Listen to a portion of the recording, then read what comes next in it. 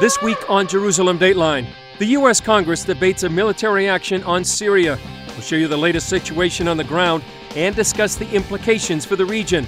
Plus, Israelis get ready for the new year and for war. All this and more this week on Jerusalem Dateline. Hello and welcome to this edition of Jerusalem Dateline. I'm Chris Mitchell. This is the third season for Jerusalem Dateline and the first time we'll go on a weekly basis. We hope you enjoy this program and the ones to come. Well, this week in Jerusalem and around the world, Jews are celebrating Rosh Hashanah, the Jewish New Year.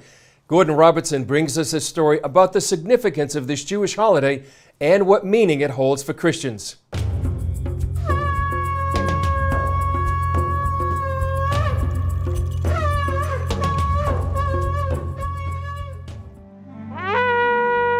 Rosh Hashanah, the start of the Jewish New Year. Ancient rabbis called it the birthday of the world. Jewish tradition says it's the day that God created man. The Bible calls it the Feast of Trumpets, or Yom Teruah.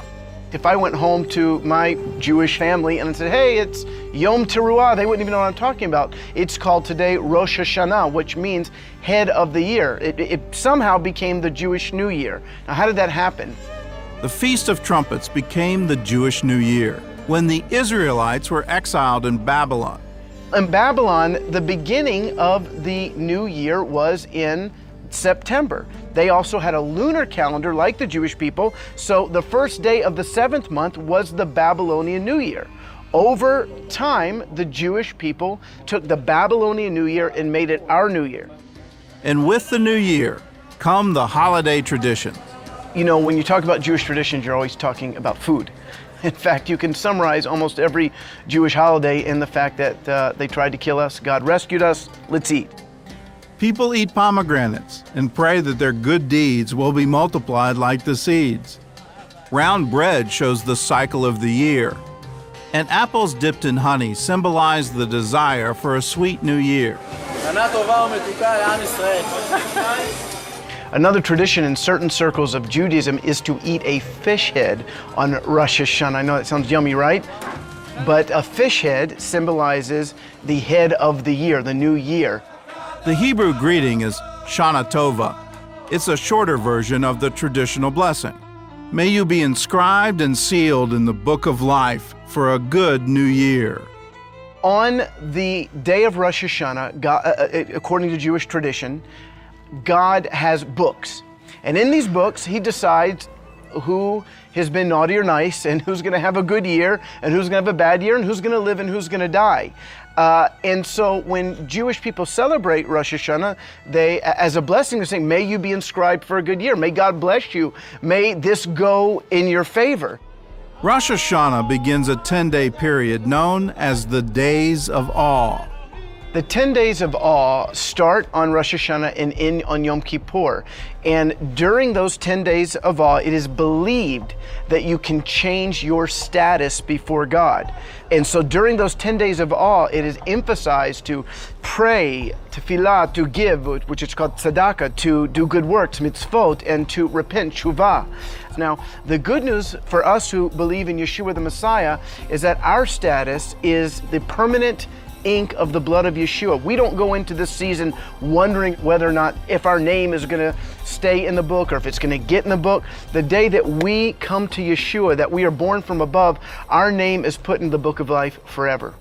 Many Jews observe a ceremony called tashlik, which means casting off in Hebrew.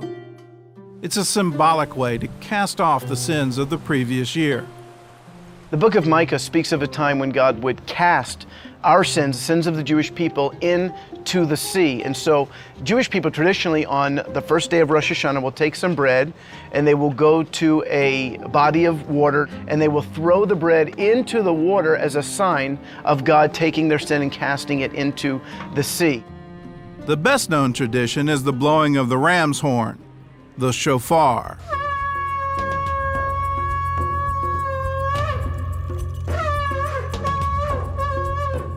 Twice, the Bible talks about a shofar sounded by God Himself. The first time was on Mount Sinai, as the Israelites prepared to enter their covenant with God. The second time will be at the return of the Messiah. I believe that was God's original intent when he gave this special time to Moses, a time of blowing trumpets, blasting trumpets, to look to the final trumpet that'll be sounded when Yeshua appears in the sky. Cantor says this Jewish holiday can also be a celebration for Christians. So then the question is, how can Christians celebrate along with Jewish people Rosh Hashanah? I think first of all, they can fast and they can pray, and they can, during these 10 days of awe, can be a time of believing God for revival within Israel, within the Jewish world. It can be a time of intercession for the Jewish people to know their Messiah. I think also a great way to celebrate this holiday is to look to the coming of Yeshua. I think it's a time for Christians and Messianic Jews to look to heaven and say, "Come, Yeshua, come. We long for your returning." You can learn more about the Jewish holidays and feasts at our Inside Israel webpage. All you have to do is go to cbnnews.com. Well, as we observe the Jewish New Year, there's a lot happening in the region. Here's our weekly news wrap-up. Hello everyone, I'm George Thomas. President Obama comes home from the G20 summit without international support for a strike against Syria. Russia and China are still opposed to a military intervention after the Assad regime reportedly used chemical weapons against its own people. Germany, Britain and the European Union also won't take part in military action. The president also faces growing opposition to a strike in the U.S. Congress. Mr. Obama has said he wants congressional approval, but is legally empowered to order a military strike without it. Israel is preparing for a worst-case scenario should the U.S. attack Syria. It could also bring retaliation on the Jewish state from Syria's rogue regime. For that story, we go back to Chris Mitchell in Jerusalem. The Israeli army stepped up its alert level this week, deploying air defenses around the country and calling up a limited number of reservists. Israeli civilians are also flocking to get their gas masks. This is one of the many gas mask distribution centers throughout Israel. We've just been told it's about a 3 or 4 hour wait to get your gas mask here. Many Israelis feel that if Bashar Assad doesn't mind using chemical weapons against his own people, then he won't mind killing Israelis. But despite tension and the rush on gas masks, most Israelis are staying calm.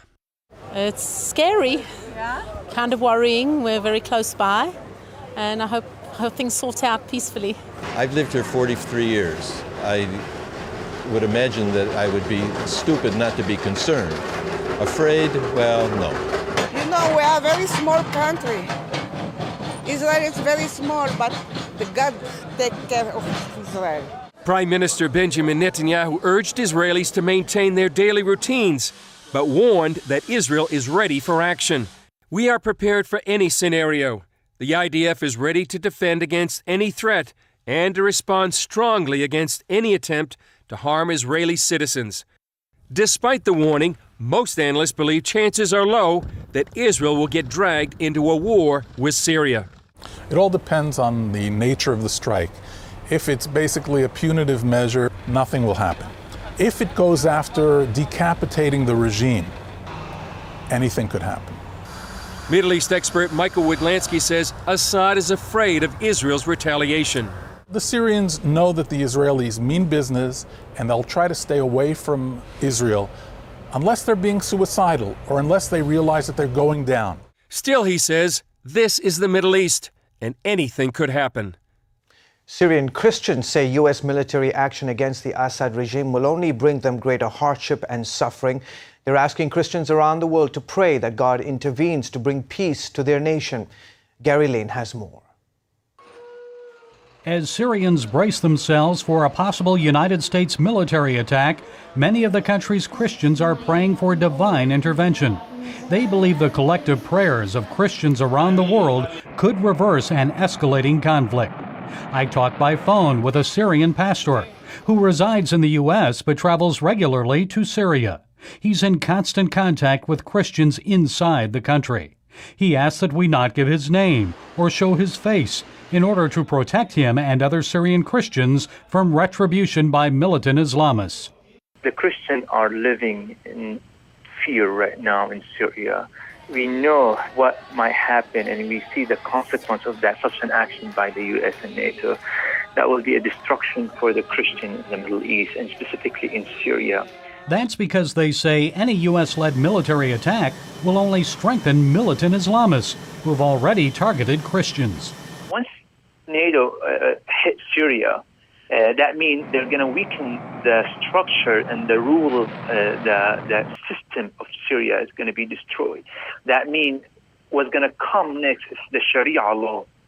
And the Sharia law is very much against the existence of Christianity in that part of the world. Militant Islamists have already forced many Christians out of the country. Others have been murdered or kidnapped, and churches have been destroyed. While many Syrian Christians feel President Obama has abandoned them, they know God has not. Obama, he cared less for the Christian in Syria and the Christian around the world. We know God has given promises that God's gonna protect the Christian community in Syria. And our trust is not in any powers, not in the regime, not in the U.S., and no one else. Our trust in God himself, that he sees and he hears the cries of the Christians. And that's why it's crucial, this pastor says, that Christians pray for their Syrian brothers and sisters in Christ, because it's more than a battle for the survival of the Syrian church. This is a battle between Jesus Christ and the enemy himself. And what's happening, the Christians in the Middle East, it will happen eventually to many Christians around the world, and specifically to the West. So Syrian Christians say pray, but they know the outcome is not in the hands of Bashar al-Assad or those who oppose him. God is not going to go work with anybody's agenda. It's going to work for his own agenda and the purpose of the growing of the kingdom of God. Gary Lane, CBN News. When we come back, an insider's take on the Syrian civil war. Today we're on a field trip to discover what inflation is doing to our paper money. In this hand is a $20 bill, and in this hand is a $20 US gold coin. They used to have the same buying power, but how much can they buy today? In this first basket is what my $20 bill buys: milk, bread, peanut butter, and jelly. And here's what one $20 gold coin will buy: 6 baskets full, worth nearly $2,000, almost 100 times more food, simply by owning gold dollars instead of paper dollars. History shows that the gold coins have been the best way to beat the rising cost of living. So class, the moral is that unless you want to live on peanut butter and jelly sandwiches in the future, you should turn some paper dollars into gold coins now. How and why is explained in a new book, The Great Debasement. Call the number below for a totally free copy. And that's the simple truth. Help! If an emergency happened right now, you can have help at the push of a button with Medical Alert. Remember when I took that fall, Mary? Oh, yes, that was terrible. Yes, it was. Help! And I thought, what if you hadn't been there? I ordered my Medical Alert the next day. I can't describe how safe I feel now with my Medical Alert. You didn't know I was wearing it, did you? Medical Alert is easy to install, waterproof, and covers you inside your home and out. It helps me feel safe from fires, break-ins. And of course, a Medical Alert. And if you don't have a home phone, don't worry. They have that covered. There's always help at the push of a button. Don't wait till you need it. Get Medical Alert for less than $1 a day. There are no long-term contracts. Order now and get your second button free. Call for your free brochure. For your free Medical Alert system with second button free, call 800-575-8507.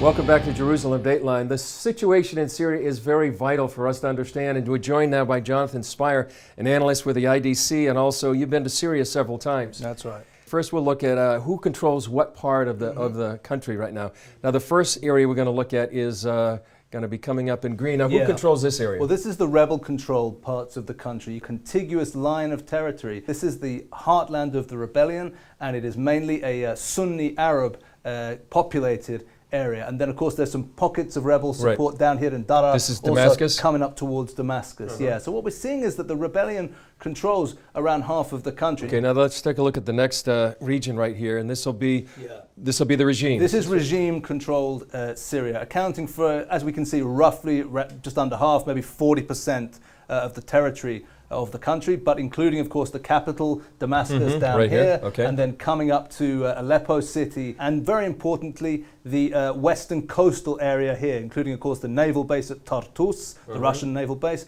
And this is the heartland of the regime-controlled areas. It's the Alawi part of the country. Right, the Alawi, okay. the same sect which, of course, President Assad himself belongs to. Now we have one more section here, but it's not talked a whole lot about. These are the majority Kurdish areas in the northeast part of the country, controlled in a very centralized and strong way, by the way, by the YPG, which is not part of the rebellion, and it's also not part of the regime. The Kurds are trying to stay out of this and keep their own areas safe. You know, there was a huge hearing in the Senate Foreign Relations Committee, and Senator, now Secretary Kerry said that the rebels are actually getting more moderate. Can you describe what you believe to be the composition of the rebels right now? Yeah, absolutely. Well, there are really three, I would say, important rebel blocs.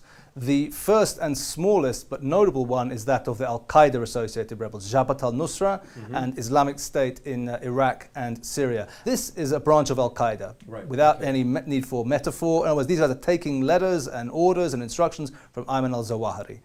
A larger group of around, we think, 20, maybe 25,000, the Syrian Islamic Front, the most important element of that, a militia called Ahrar al-Sham. And this is a Salafi group of people who are committed to an Islamic state, not to a democratic state, openly Islamist. And then there is a still larger group called the Syrian Islamic Liberation Front. These are the guys who we often hear described as the moderates. These are the people who I think Secretary Kerry and those around him are talking about when they talk about moderates. I would say these are people from a Muslim Brotherhood type outlook. It doesn't mean they're necessarily organizationally connected to the Brotherhood, but it's that kind of politics, the kind of politics we're familiar with from Hamas around here or from Mursi and the Brotherhood down in Egypt. It's that kind of politics. And I would question very much the description, which we're hearing a lot in the media right now, of those people as moderates. Those people are Islamists, not Al-Qaeda, but Islamists. And so what would their worldview be? If they eventually take over the Assad regime, what kind of state would you imagine they would set up? If we think of the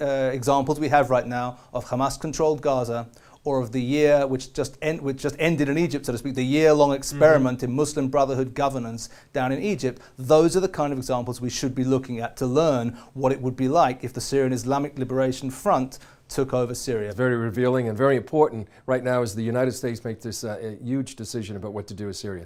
Thank you. Thanks, Chris. Up next, the worst violence against Egyptian Christians in nearly 700 years. But the Christians had a message for their attackers. Attention sleep apnea patients. Are you tired of the expense and hassle of getting your CPAP and BiPAP supplies? Are you fed up with dealing with ill-fitting, leaking, or worn-out masks and straps? Are you worried about the effects that unsanitary tubes, cushions, and filters have on your health? If you said yes to any of these questions, Allied Medical Supply Network has the solution to your problems. You could qualify to have your supplies regularly delivered right to your door at little or no cost to you. That's right, no more inconvenience, no worn-out masks and straps, no more unsanitary equipment, just restful sleep. Call Allied Medical Supply Network today to determine if you may qualify to receive your fresh, brand-name supplies at little or no cost. Don't delay. Call us now to see if you are eligible to save money on regular delivery of your CPAP and BiPAP supplies. Call 1-800-815-9947. That's 1-800-815-9947. Or go to cpapsupplyhelpline.com.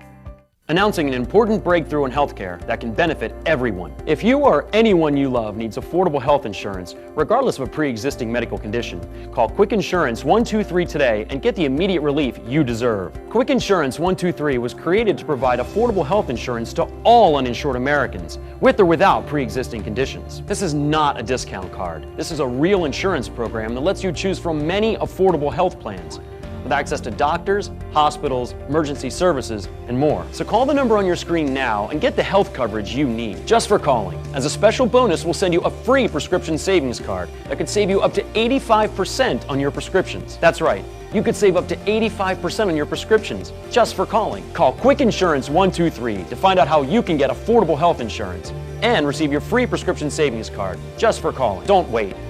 Getting a free quote is as easy as 1, 2, 3. Call today.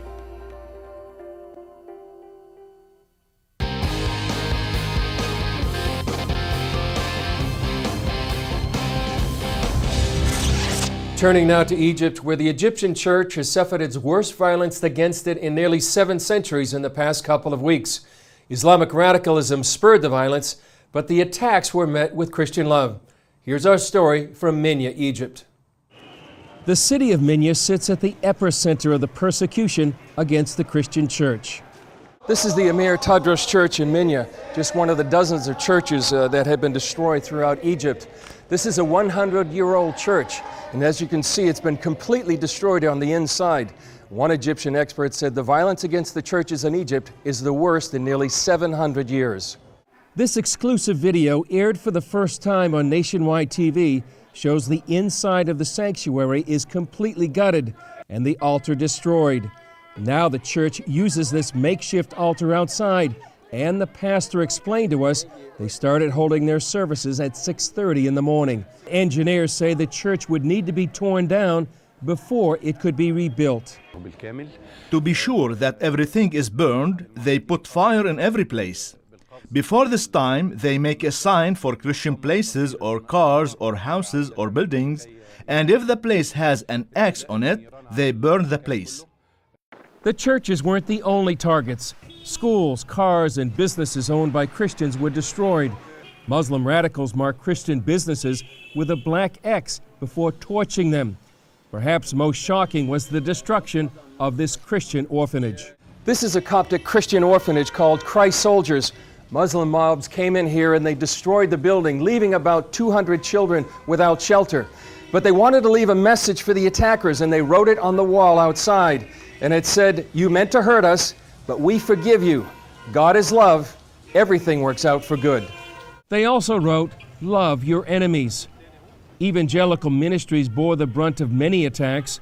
This is what remains of the bookstore in Minya of the Bible Society of Egypt. Their store in nearby Eshut was also destroyed. For the last 130 years, we have been operating. We have bookshops in the streets, in main cities, in Cairo, Alexandria, Tanta, Upper Egypt, and it has never happened in the history of the Bible Society. According to this Egyptian website, more than 60 churches were attacked from Minya, Alexandria, Giza, Suez, and throughout Egypt. The rampage began after Muslim Brotherhood supporters used the churches as scapegoats for the army's decision to break up 2 Brotherhood protest camps in Cairo. They also blamed the church for participating in the ouster of President Mohamed Morsi. Yet Christians point out many of their Muslim neighbors defended and protected them. They don't see this as a Muslim against Christian issue, but as the Muslim Brotherhood against the Christians. And even though they have been targeted, they are responding with forgiveness and pressing on in the face of persecution. We respond as every other Christian has responded in Egypt. We are in Egypt to serve. We are in Egypt to demonstrate the Christian love. We do every effort to be self-restrained and to show the Christian love that the Lord has taught us to show. The churches are asking for prayer and support from the church worldwide. What happens in Egypt affects the Middle East. So we ask them to pray for the country. We ask them to pray for Christians. We ask them to pray for the Middle East. And we also ask them to pray for the government, for the existing government, that the Lord may give them wisdom, guidance in every decision they make. While living under threats, they vow to continue their ministries.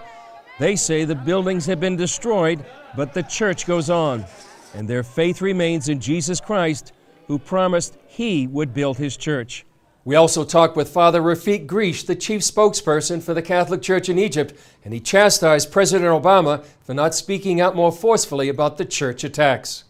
President Obama, when he made a speech, he just touched a word on burning the churches instead of telling the Muslim Brotherhood that they are terrorists and they are making terror in Egypt. He did not speak loud for this, and shame on him, if he is a Christian, that he does not speak out loud.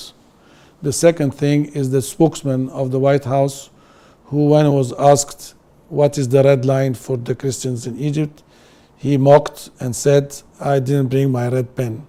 So I think it was a mockery not at its place, and really shame on him also. As we mentioned in our story, church leaders in Egypt are asking Christians around the world to pray for them during this time of intense persecution.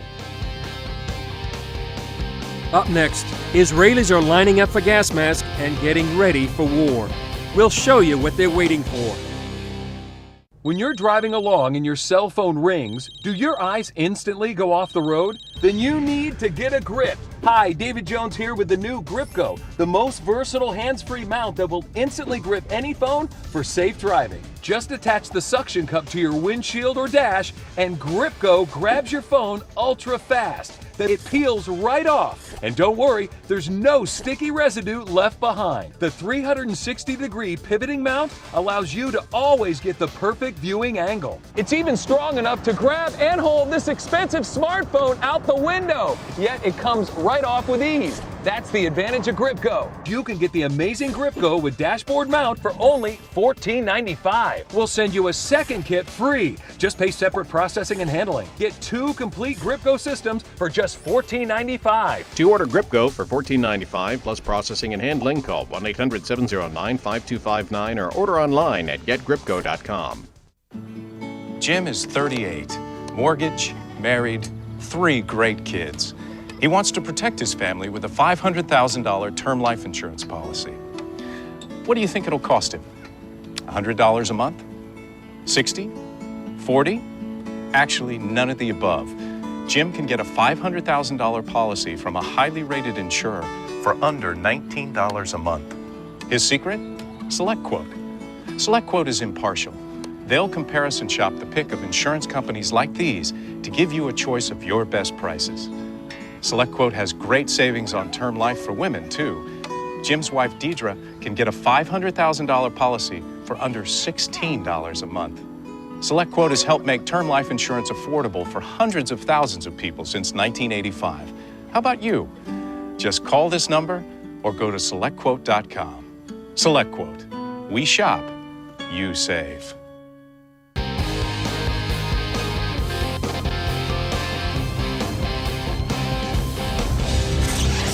Welcome back. For the past couple of weeks, thousands of Israelis have been lining up to get gas masks. And Julie, you've got one of those kind of gas masks right here. These are the kind that the Israelis are receiving. It's written in 4 languages here. It's in English, Hebrew, Arabic, and Russian. This is what they do?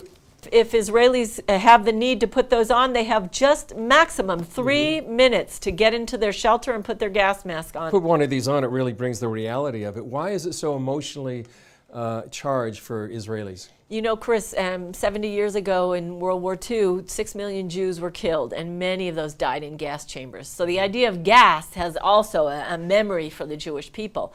But, you know, it's important to emphasize that nobody's running around in panic. Yes, there have been a rush on the gas mask centers, but they're carrying on with their normal lives. They're preparing for the holidays, and they'll be celebrating. Right. Well, it is New Year's. And so we want to offer all our Jewish viewers a Shana Tova, Happy New Year.